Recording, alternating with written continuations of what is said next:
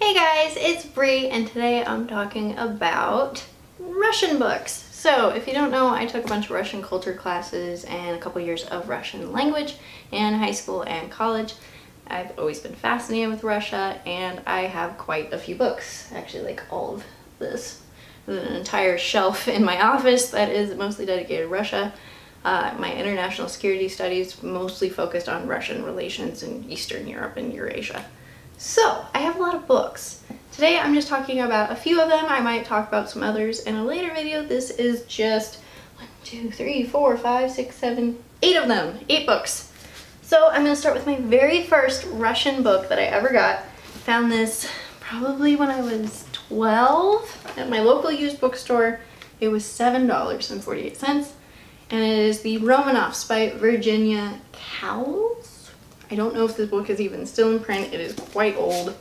As you can see, it's been ripped up and it was not in the best condition when I got it. And it's a massive hardcover and it's only $15. How old is this one? 1971. So this is definitely an older book, and it follows the Romanov dynasty from its rise to its fall, and each chapter covers a different ruler. I really liked this book just to kind of get into the history. It was super easy to read. There's some beautiful pictures throughout. So that is one of my favorite Russian history books, especially covering the Romanovs. On that same idea, I also have The Romanovs by Simon Sebag Montefiore. I might have said that wrong. As you can see, I haven't quite finished it, but I am going through it. This is like a much more extended version of the first book, and it goes more into the drama of the Romanovs than the other book did. The other book was a little bit more factual, had some rumors, but this is what they did, this is the years. There you go. This goes into some crazier parts, some rumors, some not so nice things. But if you're looking for a chunky history, this one actually has pretty good reviews, though I do think that there was some issues, not with this one, with Natasha's Dance, the other book. And like the first chapter talks about the bride shows of how the czars used to choose their brides. So this is a good one also if you're looking for a history on the Romanovs. And then talking a bit more about culture, we're going to look at, I have 2 fairy tale books. Where did the other one go? It's here somewhere. I put it down. Nope, that's not it. My God, where did it go? There it is. I have Russian fairy tales, Pantheon Tale and Folklore Library, and then the smaller Russian fairy tales, a choice collection of Muscovite folklore. Both of these are pretty good. They give like the different fairy tales that Russian kids would probably know, and I think understanding a culture requires anything from its fairy tales, its folklore, to its history. That's the only way you can understand a culture at all. Otherwise, you're going to see something that you don't have any clue where it came from. You're going to, especially if you're learning a language, it helps with some of the subtleties or the jokes or phrases that just would not make any sense. Reading fairy tales and things like that always help me. And also, if you're trying to learn to read in Russian, sometimes starting with stuff for kids can be a lot easier. I have Harry Potter all the way up on the top shelf in Russian, the first one, and I've read the first chapter, I want to say. Alright, and then kind of on the same scope of talking about culture books, we have Mountain of Crumbs by Elena Gorokhova.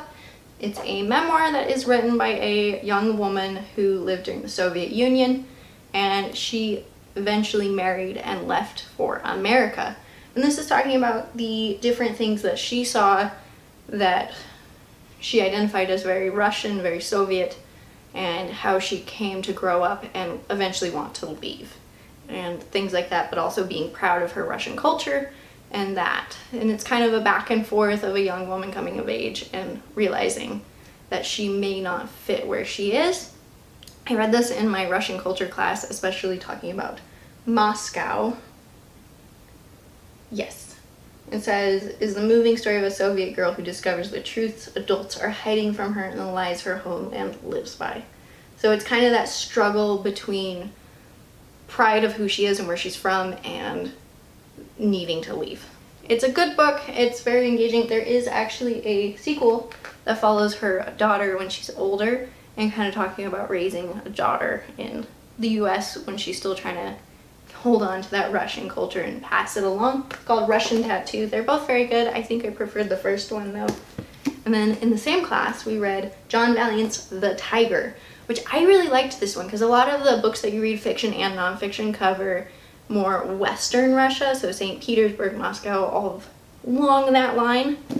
The Tiger follows more of the villages and small towns on Eastern Russia. My used book sticker came off.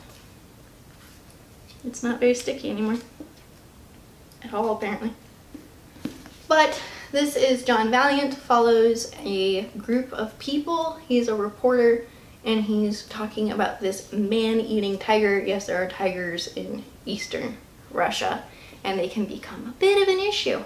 And it's a little sensationalized, and there's parts where you kind of wonder if it's real. But I really liked this book because it did explore that a lot of these villages are kind of dying off because during the Soviet Union there were mines and lumber yards and things like that that were keeping them alive. And this goes into how small they've become, and once the money's gone, what do they do to survive? And it's not a focus, but you can see it and start to get into it, and in the context of a very interesting story about a man-eating tiger. So I recommend this one if you want to maybe experience something that's beyond the Russia that's always shown in books. Like this one is definitely Western Russia, and it's a little bit more European. This is Eastern Russia, which is closer to being Eurasia, and it's slightly different, and I think it's important to see both sides if you're wanting to study and understand Russia a little bit better. Now, the next one is very, very nerdy. I use this a lot for research, and it has obviously what the title is going to imply, but also some cultural things in it. It is the Oxford Handbook of the Russian Economy. Now, this follows various aspects of the economy, and there's lots of nerdy charts. There's parts of it I would say are a little tough to read if you aren't used to reading like graduate level research and things like that, but it's not completely out of the realm of understanding. It's possible to get into it. So there's looking at the past, there's looking at the institutions and how the government's been affecting the economy and how that affects people. You're looking at resources and the environment. What is having to be brought in? What do we already have? What are our natural resources? Policy and social changes. How is policy affecting the economy? How are people affecting policy? What's the different time? The other part that's kind of cool is it looks at the regions. And like I was saying before, there's different regions in Russia. You have the more Western, well-known, and then you have Siberia and Eastern Russia that are a little less well-known, not as many big cities. And then, especially if you are an American learning about Russia, you won't have heard about them as much. And there's lots of articles, each chapter's co-authors of different authors commenting on it. And I actually used it for, there's a section on the government and how they treat financial issues within the family, and I used an article from this for that in a class when I was in Washington working on my PhD, and it's actually a really great resource. The books are expensive, but if you're ever really interested in a topic, I do recommend checking out the Oxford Handbooks. They've got a lot of great ones. I have this one, and then I have a copy, and so does my boyfriend, of the political psychology one, which is also a great accumulation of things. So if you're looking to get into a topic, or you're already really into it and you want some higher level research-based things, then I recommend the Oxford Handbooks. Are pretty good. And then this is one I haven't finished, but if you're looking to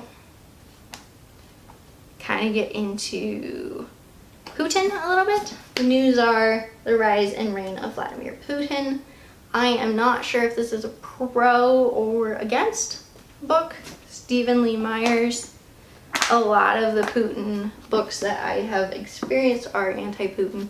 It just depends on the author. And studying politics, you'll see a lot of back and forth depending on region and background. But this is a comprehensive new biography, the most informative and extensive so far in English, according to the New York Times. So this is just kind of a broad, like if you're looking to get into Russia, you want to look at a little bit of culture, a little bit of history, a little bit of economy, you want to look at more narrative fiction, more research-based fiction. These are 8 books that I like. I have a whole bunch of shelves, so I can probably do a few more of these videos if you're interested. And a lot of them I use bookstores. If you're in a graduate program, professors give books away a lot when they're cleaning out their offices. So quite a few of my books actually came from here. I'm cleaning out my office, come pick whatever books you want. And of course I would always go and look.